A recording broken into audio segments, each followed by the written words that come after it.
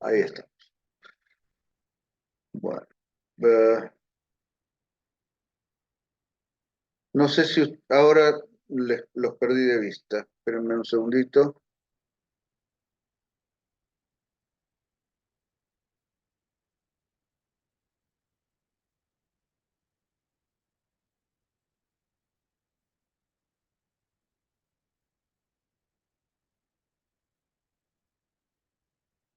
Bueno, por ahora no los estoy viendo y no sé cómo voy a hacer para verlos de vuelta, pero bueno. Mientras ustedes cualquier cosa me hablan y paramos y demás. Ah, bueno. Ah, ¿ves? Una de las cosas que tengo que cambiar es que no le incluí en esta presentación a Paula, pero Paula Tazzone, arquitecta, está por ahí. Vamos a ir viendo los primeros conceptos y tratar de contextualizarlos, porque nos vamos a encontrar permanentemente cuando hablemos de artesanías tradicionales, primer concepto, artesanía y tradición, porque hay artesanía que no es tradicional y hay tradición que no tiene que ver con la artesanía en sí, o puede tener algunos elementos de artesanía, pero no es lo central cuando lo vemos. Eh, ¿Qué sería la tradición para nosotros? El verbo lo dice, el traer, es lo que viene, nos viene dado del pasado y nosotros lo trabajamos, lo elaboramos, lo valoramos de una determinada manera y lo pasamos a las siguientes generaciones. Es como un hilo conductor que más allá de todos los cambios que se van produciendo, nos va a encontrar reconociéndonos como parte de un mismo grupo, de una misma sociedad, de un mismo país, pero también hay conceptos y tradiciones que son más localizadas en una provincia, en una determinada región y demás. Tradicionalmente, la tradición y la identidad se vieron como una cuestión muy esencialista, como ontológica. Nosotros somos esto porque esto somos, una cosa así. Y esa visión esencialista y sustancialista de que nosotros somos algo que si nos sacan un rasgo dejamos de ser, es hasta peligrosa porque siempre va a estar en competencia con alguna otra tradición y nos va a poder generar más de un problema. La cuestión es que nosotros tenemos que ver que hay relaciones sociales, relaciones de producción, relaciones con el entorno geográfico que nos toca, con la historia previa que traemos, la que traen nuestros padres, trajeron nuestros abuelos y las generaciones anteriores, que componen un entramado que es dinámico y que nos permite reconocernos en esa tradición sin tener que ser igual a nuestros padres, porque no habría evolución, no habría posibilidades de singularización que también son necesarias para los individuos y para adaptarse a circunstancias distintas, porque no son las mismas las que estaban en el siglo XIX que las que están ahora, o a principios del siglo XX y hace 20 años. Ese tipo de adaptación también es necesaria, pero el hilo conductor no tiene por qué perderse. Entonces, está esa tradición que se va actualizando, renovando, incorporando algunos elementos, desechando otros. Es como cuando hablamos del patrimonio, en ese sentido son conceptos bastante cercanos, donde eso que me viene del pasado puedo valorarlo no porque me sirve en el presente y porque se puede proyectar a futuro. Si yo no le encuentro a una pieza del patrimonio o a una producción artesanal determinada un uso actual, que por ahí no es exactamente el mismo la cuestión funcional, porque, qué sé yo, por ahí una manta tejida en un telar tradicional con lana, por ahí me resulta demasiado pesada ahora que yo, pero si yo la tengo porque en mi casa, porque valoro su diseño, el colorido, lo que representa y demás, también es un nuevo uso y por ahí la tengo en lugar de sobre una cama como un tapiz. Y es válido eso también, ¿no? Entonces tenemos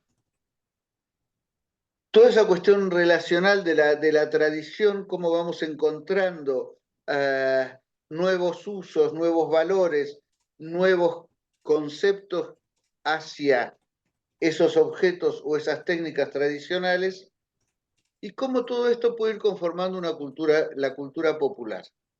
Cómo todo esto hace parte de lo que nosotros somos y en los elementos en los que nos reconocemos como partes integrantes de un mismo grupo.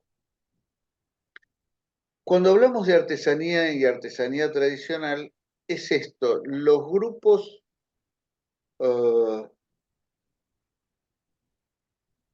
ejemplo, los que poblaron el territorio, el actual territorio argentino antes de la llegada de los españoles, si nos podemos remontar a los primeros pobladores de acá, que llegaron hace 12.000 años más o menos, vamos a encontrarnos con una adaptación al medio que hace que esa relación de los pueblos antiguos con el medio geográfico dé una identidad muy, muy marcada en cada región, donde la interacción entre el hombre y su medio es, por un lado, acotada a ese marco geográfico donde se desenvuelve una determinada comunidad, pero que le saca provecho y que intercambia con los recursos, los llamados recursos naturales, ahora hablaríamos más de bienes comunes, del medio para sus producciones. La tierra de un determinado lugar, los minerales, metales o piedras, los vegetales para teñir y los animales para usar el pelo, que es distinto del de una llama al de una oveja. La oveja pensemos que también es son traídas por los conquistadores españoles. ¿Cómo hace que toda esa relación entre el medio y el ser humano y la cultura genere también un rasgo marcado de singularidad en cada región? Más, si a eso le sumamos los valores que estos grupos humanos fueron trayendo y desarrollando a lo largo de su historia, va a haber una determinada expresión estética de esto, que la vamos a ver y discutir y conversar, porque la estética como disciplina surge en la Ilustración europea y arrastramos nosotros determinados valores y prejuicios prestados por nuestros antepasados europeos también, pero desde un lugar de la centralidad europea que a nosotros tenemos que empezar a verlo desde otro lugar. La artesanía. Voy a cerrar un poquito porque me gusta verlo. Si no sé cómo. Después volvemos con la. Profe, no se está viendo el PowerPoint. No sé si Ahora lo corté. está. Lo corté porque Ah, cuando bien, bien, bien. Yo avisaba por las dudas. perdí la situación. Por eso quiero verlos. Voy a volver a ponerlo para grabar, para compartir.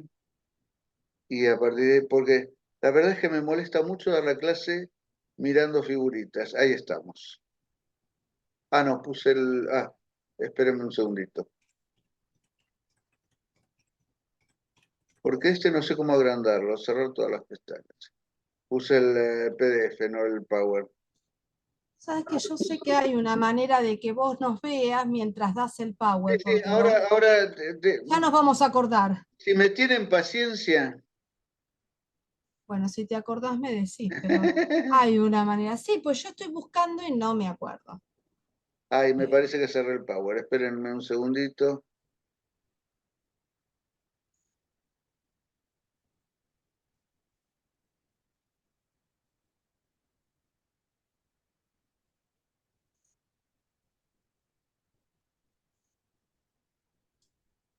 No, voy a abrirlo desde acá.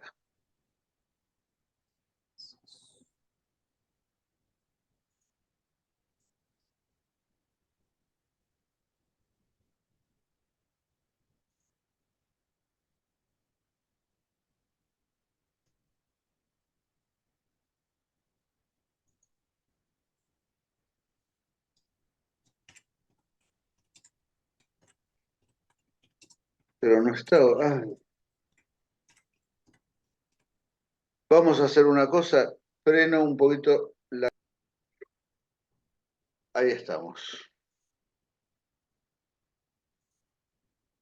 Bueno, el concepto de artesanía, que es uno de los más problemáticos cuando hacíamos patrimonio artesanal y en el segundo cuatrimestre de artesanía, ya para esta época lo teníamos sabido y todo lo demás. Pero vale la pena o repasarlo para los que no vieron el concepto anterior y verlo y desmenuzarlo porque va a ser parte central de todo el desarrollo. ¿Qué es una artesanía? ¿O qué es la artesanía? ¿Alguien se anima a dar alguna definición, una aproximación?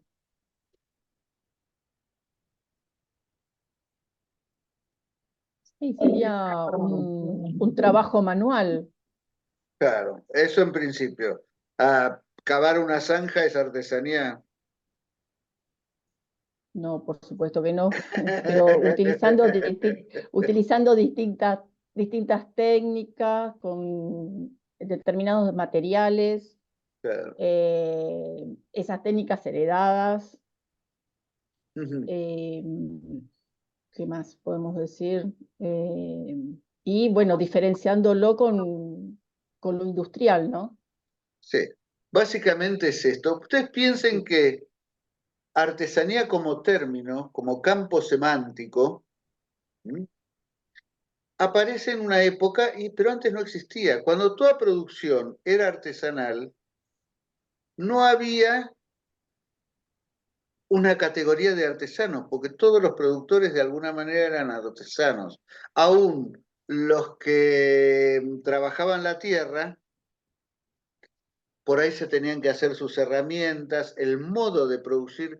¿Cuántas veces decimos la producción artesanal, la panadería artesanal, las pastas artesanales?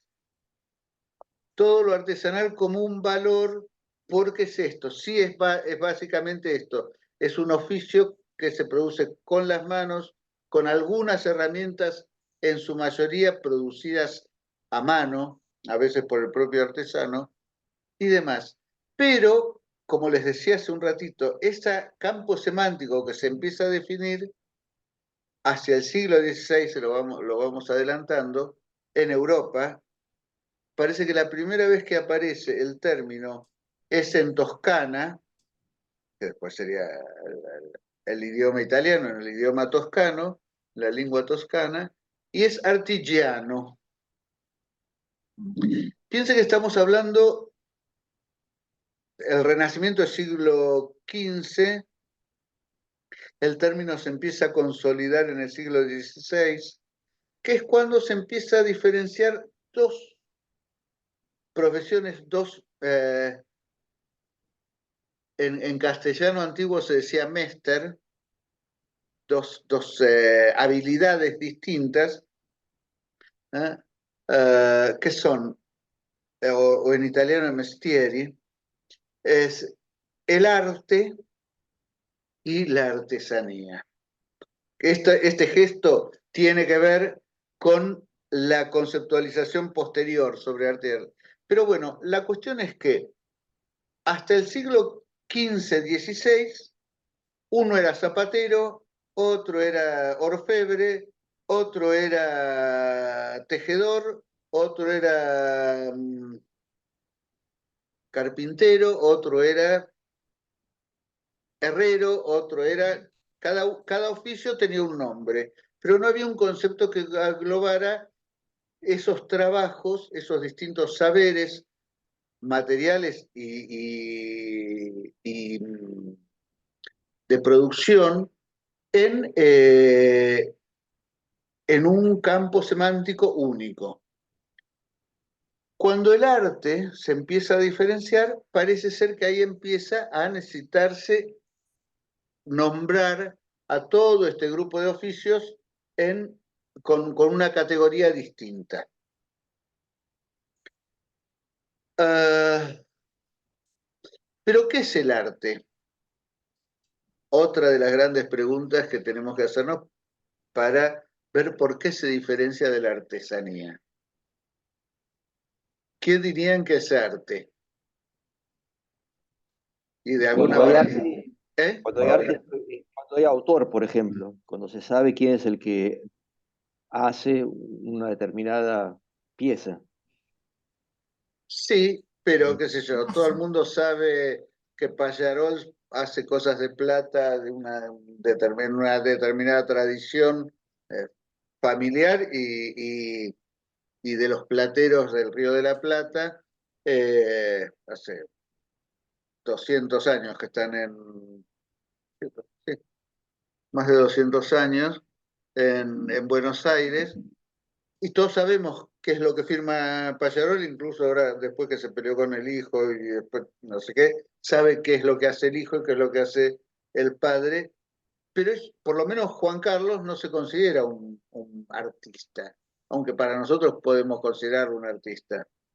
Pero la categoría remite a otras cosas. En principio, el término arte viene del latín ars, que a su vez es sinónimo, o la traducción casi literal, de un término griego que es el tecné. Ambos se refieren a lo mismo, al oficio bien hecho.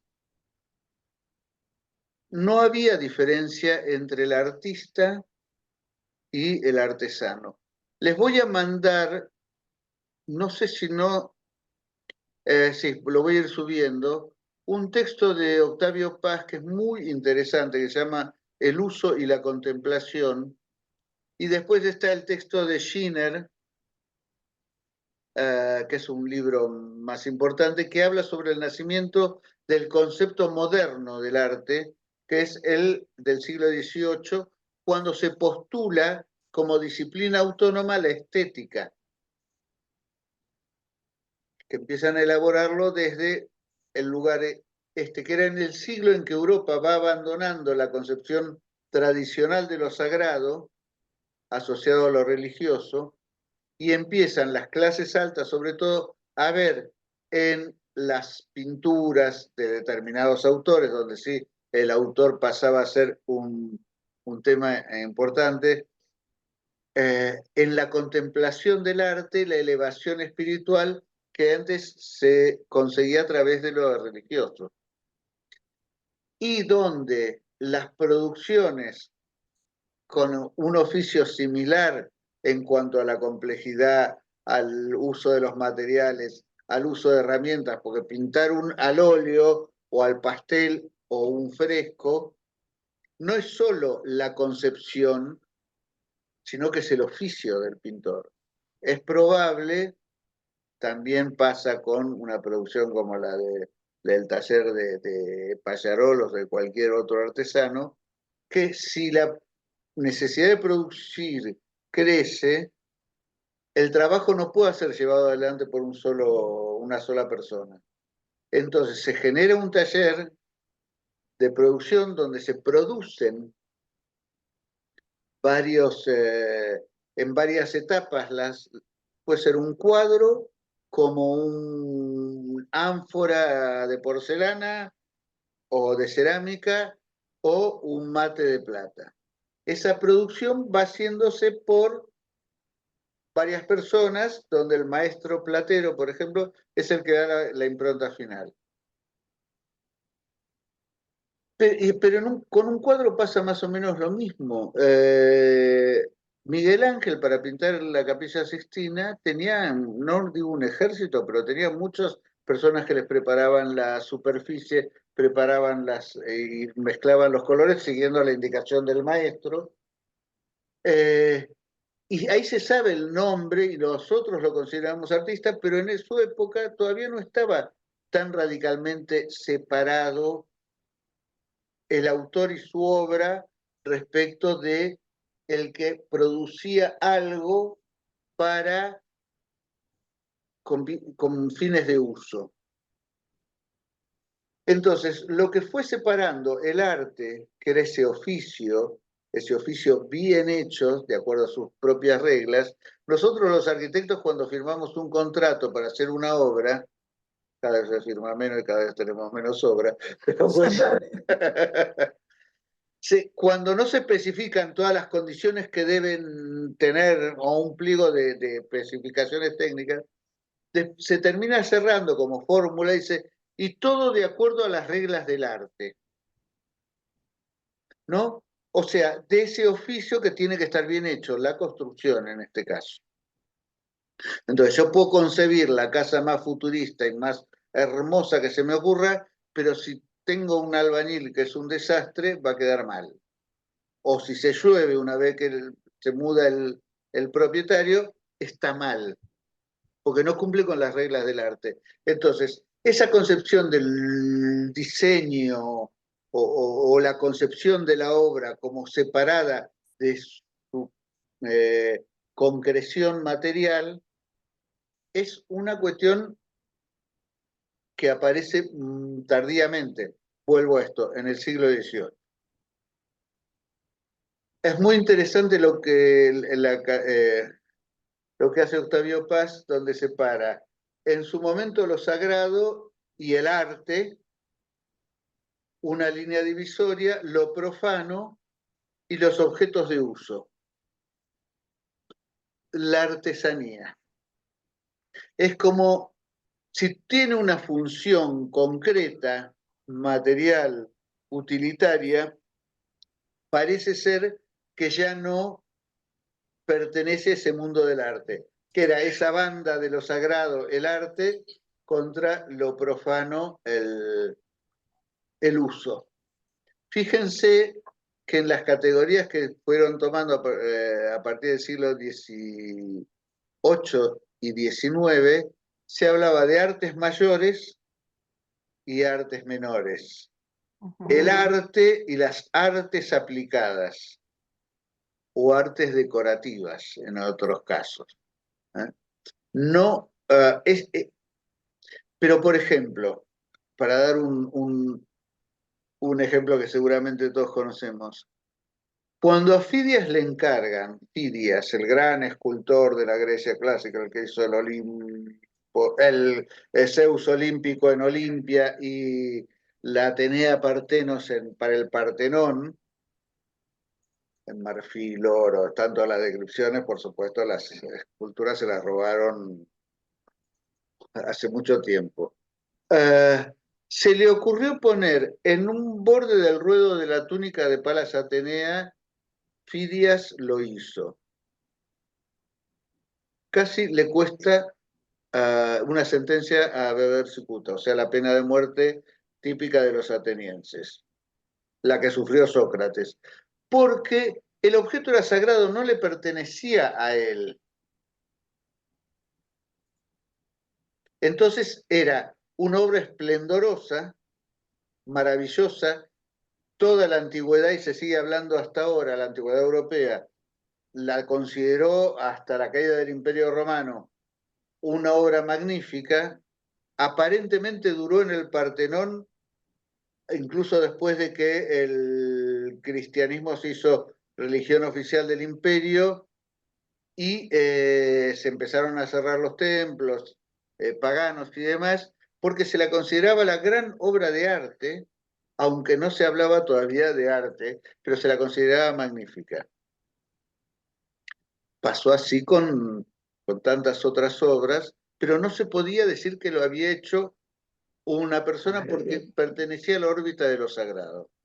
A diferencia después, el arte sí, es como decía Juan, precisa del autor básicamente, porque se clasifica el estilo, la época, nos sirve para un montón de cosas saber quién hizo qué cosa.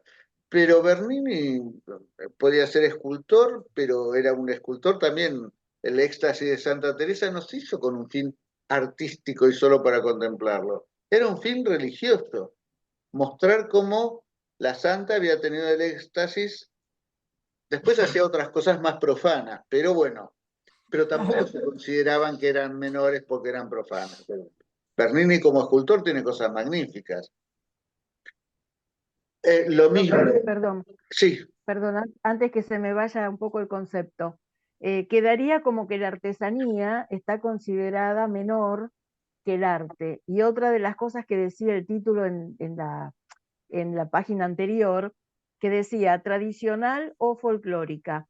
No claro. necesariamente lo folclórico, o sea, para ser folclórico tiene que ser tradicional, pero no todo lo tradicional es folclórico. O No sea, ¿cómo entra a necesariamente. jugar dentro de la artesanía ahí, no? Claro. Vamos a ver que nos estamos metiendo en una materia que tiene bordes muy indefinidos y móviles. Porque ¿cómo vamos a clasificar algunas cuestiones como arte o como artesanía? Sí, la expresión estética, la forma en que se produjo, la técnica es excelente. ¿Por qué tiene que ser arte la Mona Lisa y no un puñal de obsidiana ritual de los mexicas? ¿Por qué? Cuando tienen algunas piezas una factura soberbia, porque ahí también depende, cada sociedad, cada grupo, cada época de distintas sociedades va generando ideales estéticos que son distintos.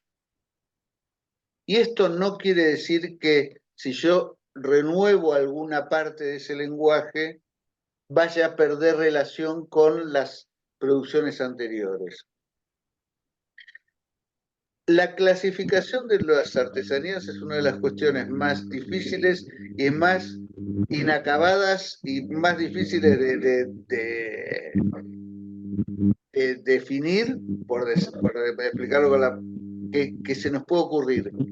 Porque hay cosas que están permanentemente modificándose y hay otras que permanecen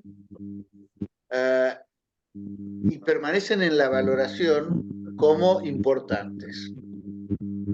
Una cosa importante la cosa utilitaria, digamos, de la artesanía versus, no sé, algo que es considerado como arte.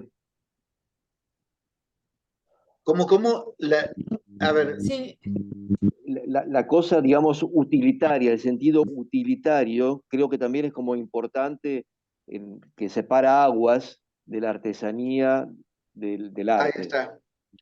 Sí, en esta clasificación, ahora en cuanto terminemos le subo a la página al aula el texto de Octavio Paz. El Schiner lo voy a tener que subir al Drive y lo voy a tener poco tiempo, así que se lo bajan lo antes que puedan porque tengo el Drive explotado y no pude abrir una nueva, no sé por qué no estoy pudiendo abrir un nuevo Gmail para tener más Drive, para tener más capacidad de almacenamiento. Entonces lo subo, lo dejo un tiempito y después lo saco, ¿eh? Así que se lo bajan y lo leen. Es así.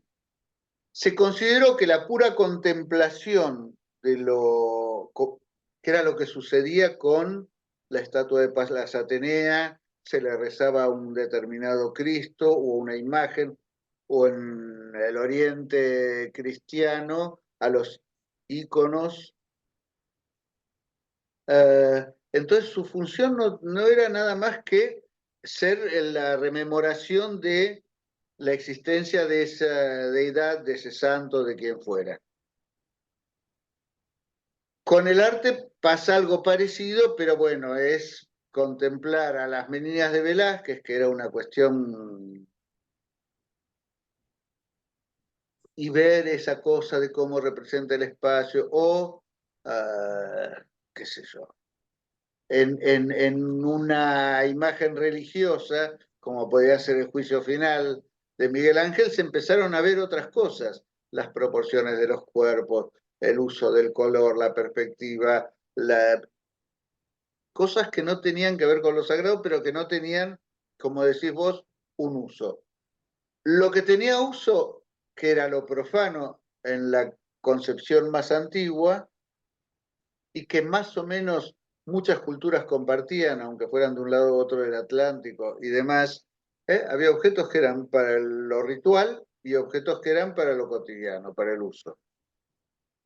Eso, con esa concepción de la creación del concepto de arte como disciplina autónoma, deja a lo funcional como artesanía, como una cosa de segundo orden, porque tenía carácter funcional.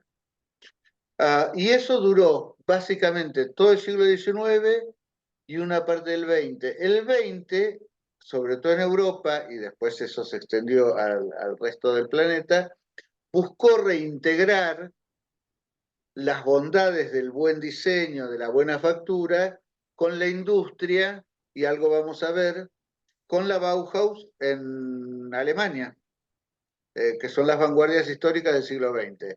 Pero ellos ya concebían a la industria como parte de la solución, no del problema, que es lo que vamos a ver ahora. Bueno, entonces el siglo XVIII, además de estas nuevas concepciones, ya venían de la época de Luis XIV, las academias, que eran los lugares de validación de ciertos saberes. La Academia de la Lengua Española, con los Borbones en el siglo XVIII en España, la Real Academia de Bellas Artes de París, que Madrid tiene la suya con los Borbones también, y instituciones análogas en varios estados europeos, que eran los que dictaban las normas del gusto. Esto viene desde la época de Luis XIV, que su concepción del capitalismo mercantilista era que Francia no debía comprarle nada afuera y debía venderle todo lo que pudiera a los demás. Entonces así va acumulando oro.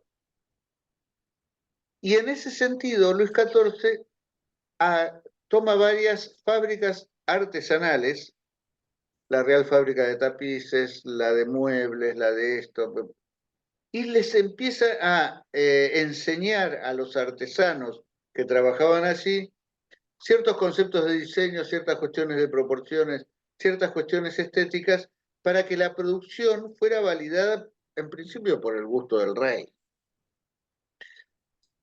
Pero después fue creándose un estándar de calidad muy importante en esas producciones, y la Academia de Bellas Artes termina siendo la que dicta el gusto en cuanto a la pintura, la escultura, la arquitectura, las artes mayores. Después estaban las artes de la música, las bellas, que tenían un tratamiento análogo, pero diferenciado por sus propias características.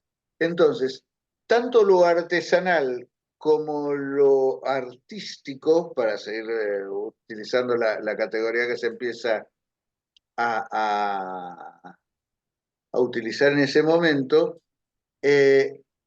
venían dictadas por instituciones que eran los que sostenían determinados ideales. Y así, en la época barroca, por ejemplo, durante todo el reinado de Luis XIV en Francia, los muebles de Francia tenían determinadas características que se reproducían o se vendían directamente en otras cortes europeas, porque otra de las cosas que hay que decir es que acá hay también un neto corte de clase, y esto es inevitable. El arte podía ser contemplado por las clases superiores, por las que estaban en la pirámide, la parte más alta de la pirámide social. Entonces, ellos tenían la formación ellos tenían el dinero y ellos tenían la posibilidad y el tiempo de contemplar esas obras artísticas. Lo otro quedaba para las clases subalternas. Hay también acá una cuestión de hegemonía, en el sentido de Gramsci, que hace que el arte se considerara superior porque era de las clases altas, en su momento la aristocracia, después queda en manos ya de la burguesía, siglo XIX. Y los otros bienes producidos para el uso cotidiano y demás eran populares, eran artesanales, eran para las clases subalternas. Bueno, esto se va definiendo y queda más o menos en alguna medida, sigue hasta hoy, pero bueno, se ha cuestionado esto, como les decía. Las artes mayores, las artes menores, las bellas artes, las artes aplicadas. Y este es un concepto absolutamente europeo que nosotros heredamos y sostenemos. No todos, pero bueno, se viene sosteniendo. Fíjense que nosotros tenemos a nivel del Estado Nacional el Museo Nacional de Bellas Artes y el Museo Nacional de Artes Decorativas, que también son artes aplicadas, pero para la clase alta. Entonces, veíamos, la artesanía, además de estos conceptos y valoraciones que tienen que ver también, vuelvo, con la cuestión, con las clases sociales a las que están destinadas, hablábamos de la producción artesanal como un modo de producción tradicional que es anterior y paralelo a la producción industrial. Es muy interesante porque los primeros talleres industriales, después de la revolución con la aplicación de la fuerza del vapor para moverlos, por ejemplo, los telares, lo que permitía producir en masa y muy aceleradamente, la organización de las primeras fábricas no deja de ser similar a la producción de los talleres artesanales, donde se producía a bastante importante escala, pensemos, qué sé yo, Florencia como estado,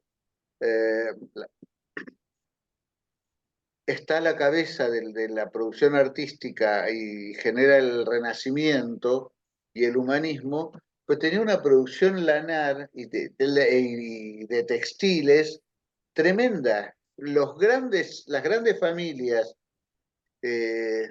aparte es una de las primeras repúblicas burguesas, junto con Venecia, que era más aristocrática y más dedicada al comercio, pero es la primera que, a partir de la producción lanera de la banca y todo, genera este ingreso a la modernidad y son las bases de la producción capitalista, pero en base a talleres artesanales. Bueno,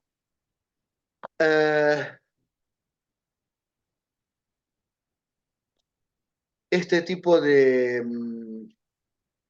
producción, volvemos, es absolutamente local, sobre todo cuando la concebimos a escala de nuestros pueblos tradicionales, de nuestras regiones y las producciones tradicionales. Vuelvo, en Europa estaban adquiriendo escala para poder imponerlas en el resto del mundo. Pero también las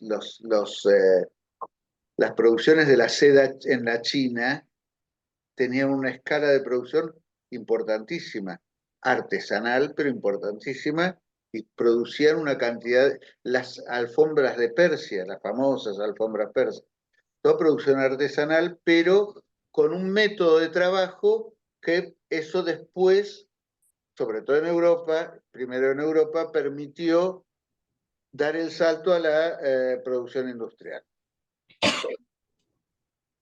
Bueno, todos estos bienes y estas producciones, cuando son localizadas, cuando son con materiales y técnicas del lugar, que se van traduciendo, que se van trasladando, se van trayendo de generación en generación, se decía por ahí que una producción es tradicional, una artesanía es tradicional cuando lleva 5 generaciones haciéndose más o menos de la misma manera.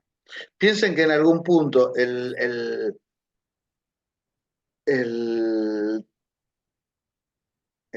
telar horizontal con los postes y demás es una introducción europea cuando las mujeres, sobre todo en el norte, en la región andina, tenían el telar de cintura, se juntaban las mujeres y tejían, ataban la trama en un árbol, tejían, socializaban y el telar se ataba a la cintura. Entonces lo trabajaban desde ahí. La rueca, la forma de hilar con una rueca, es europea. Acá no se usó mucho. Después, bueno, las tinturas son naturales, son tierras o savia vegetal preparadas en determinadas técnicas que es distinta en cada lugar. El Lo mismo clima, pasa con la cerámica también. claro, claro, totalmente. El clima Depende tiene de la arcilla del lugar, depende del clima, eso que estás diciendo. las formas de cocción, la forma de producción. Claro. El torno, que se usa tanto en el norte ahora, es una introducción de los españoles. Sí, sí. Antes se hacía por adición. Cerámica paleteada le llaman. Claro. O por adición, los famosos choricitos Los de choricitos cerámica que se van a eso. Y fíjense que el material es el mismo, pero la calidad y la estética de las piezas pasa a ser distinta, a su vez de la funcionalidad, porque ahora la podemos usar de adorno o una maceta, y antes seguramente servía para cocinar, para llevar agua, en algunos casos para enterrar a los muertos, Eran urnas. eran urnas funerarias y demás. Entonces, este tipo de producciones nos vuelvo al concepto que es, para retomar lo que decíamos al principio, es identitario, porque el clima de cada región tiene hay determinados animales, determinadas producciones. En un clima cálido es probable que las fibras que se utilicen vayan a ser las vegetales, que aparte tienen mejor respuesta para ese clima. En un clima frío o de gran apertura térmica, como puede ser el altiplano o los valles andinos, seguramente los animales de pelo nos van a dar una fibra, que es lo que vemos, que los ponchos, las formas de abrigarse son necesarias de otras. La misma vivienda puede ser de piedra en determinados lugares, puede ser de tierra, De adobe. sí, adobes y demás, o puede ser de maderas y fibras vegetales que permiten el paso del aire, que dan sombras y que son muy aptas en climas como las yungas, como el impenetrable o las viviendas que hacían los guaraníes, las malocas, viviendas comunitarias o familiares, que eran con ese tipo de materiales, y a su vez que eran culturas que por ahí no eran absolutamente sedentarias, ese tipo de material era fungible, cuando en un momento se desechaba, se iba a otro lugar y se reconstruían viviendas similares, y hay proyectos actuales de mejorar las condiciones de esas viviendas respetando la tradición de la técnica constructiva. Y hay varios proyectos que están en danza. Bueno, ¿qué hora es? 19:36. Bueno, hacemos un pequeño recreo. Primero freno la presentación